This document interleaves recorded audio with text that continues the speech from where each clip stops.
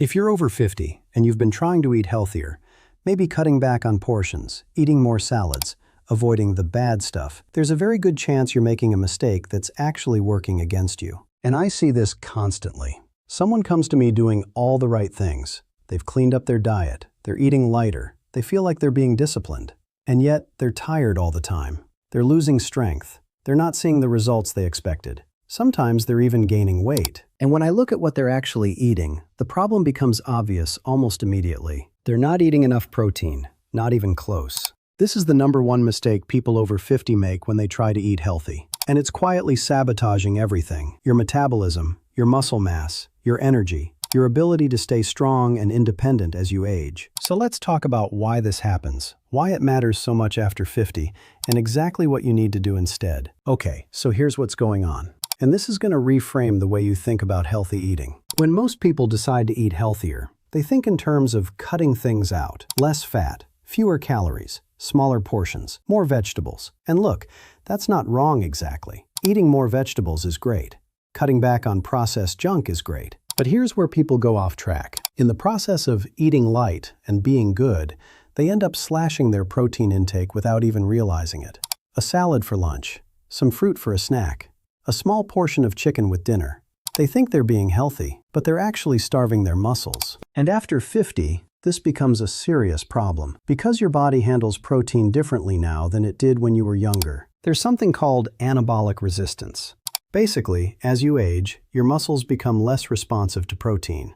When you were 30, your body was efficient. It could take a moderate amount of protein and use it effectively to maintain and build muscle. After 50, that efficiency drops. Your muscles need a stronger signal, more protein at once, to get the same effect. So the amount of protein that was fine at 35 is no longer enough at 55, and most people have no idea this is happening.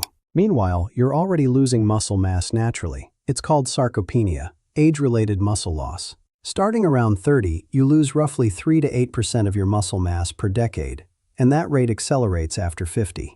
If you're not actively working to maintain muscle through both exercise and adequate protein, you're losing it every year, whether you feel it or not. A study in the Journal of the American Medical Directors Association found that adults over 50 who consumed higher amounts of protein had significantly less muscle loss over time than those eating lower amounts. Same age, same activity levels. The difference was protein. And here's what most healthy eating advice gets completely wrong. It focuses on what to avoid.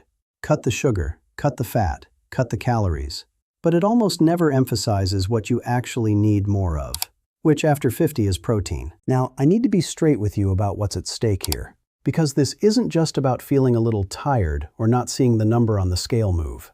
This goes deeper. When you don't get enough protein over months and years, you lose muscle. And losing muscle after 50 isn't like losing muscle at 25. It doesn't come back as easily. Sometimes it doesn't come back at all. And muscle isn't just about strength or looking fit. Muscle is what keeps you functional. It's what lets you climb stairs without getting winded. Get up off the floor if you fall. Carry your groceries. Play with your grandkids. Live independently. I had a conversation with someone a while back. She was in her late 60s, and she told me she didn't understand what happened. 10 years ago she was active. She could do anything. And now she struggles to get out of a chair without using her arms.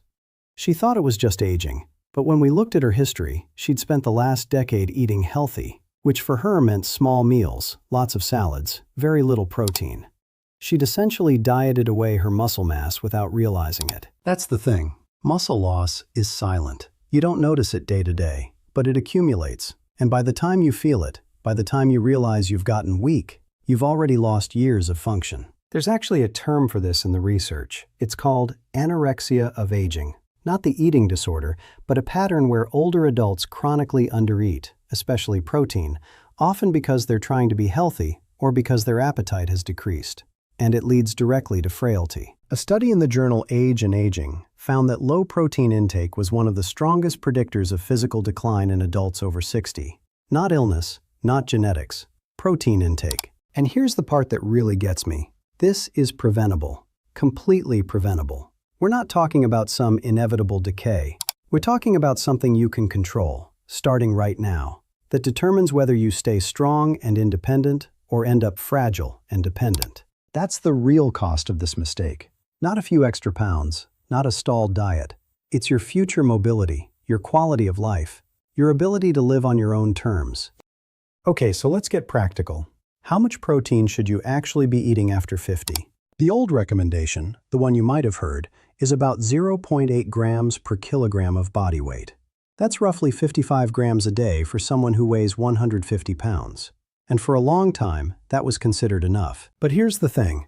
That number was based on preventing deficiency. It's the minimum to keep you from being malnourished. It's not the amount you need to thrive. It's not the amount you need to maintain muscle mass as you age.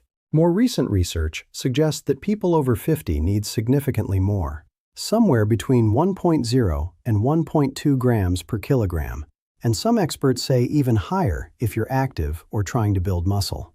For that same 150-pound person, that's closer to 80 to 100 grams per day.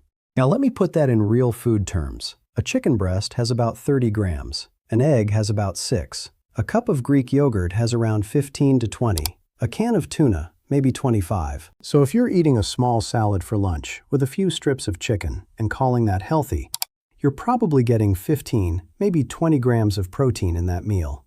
That's not enough, not even close.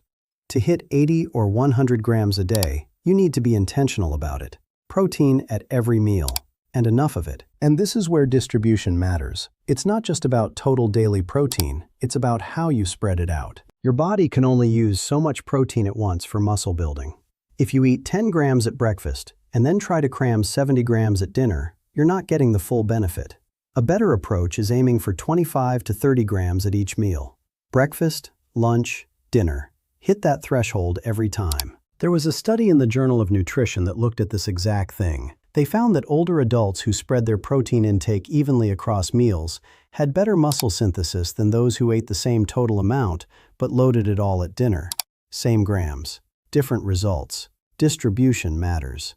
And I know what some of you are thinking. That's a lot of food. I can't eat that much. Or maybe, I'm not that hungry in the morning. I get it. Appetite can decrease as you age. But this is where you might need to shift your mindset. You're not eating for pleasure or hunger alone. You're eating to protect your body, to give it what it needs to function. Sometimes that means eating even when you're not starving, especially protein at breakfast, which most people skip or skimp on. A couple of eggs and some Greek yogurt in the morning. That's 25 grams right there. It's doable. It just takes intention. Let me give you a few more practical ways to fix this. First, prioritize protein sources that are complete. That means they contain all the essential amino acids your body needs. Animal proteins, meat, fish, eggs, dairy, are complete. If you're plant-based, you'll need to combine sources. Beans and rice together, tofu, tempeh, quinoa. It's doable, but you have to be more strategic. Second, don't be afraid of protein supplements if you need them. A high-quality protein powder can be a simple way to fill the gap. Whey protein is well absorbed if you tolerate dairy.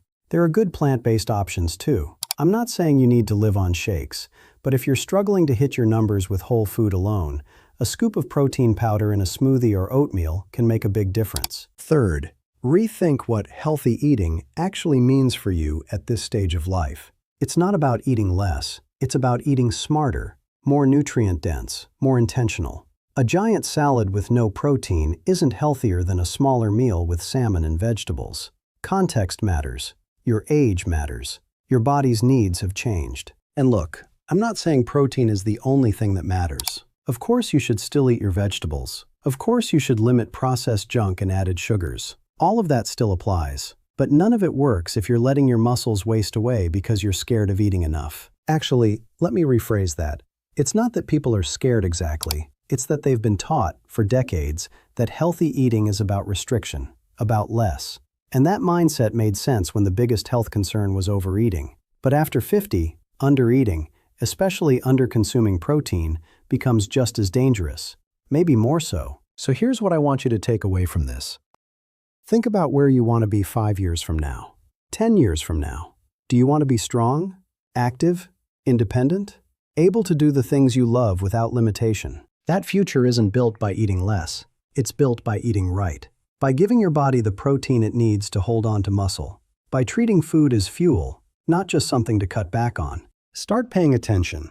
Track your protein for a few days. Not forever, just long enough to see where you actually are. Most people are shocked at how low their numbers really are. Then make adjustments. Add an egg to breakfast. Have a bigger portion of chicken at lunch. Swap that light snack for some cottage cheese or a handful of nuts. Small changes, consistent effort. That's all it takes. All right, that's what I've got for you. If this shifted how you think about eating healthy after 50, do me a favor and hit subscribe. I put out new videos every week on how to stay strong and healthy as you age. And drop a comment. Tell me what your biggest challenge is with protein. I'd love to hear from you. Take care of yourself. I'll see you in the next one.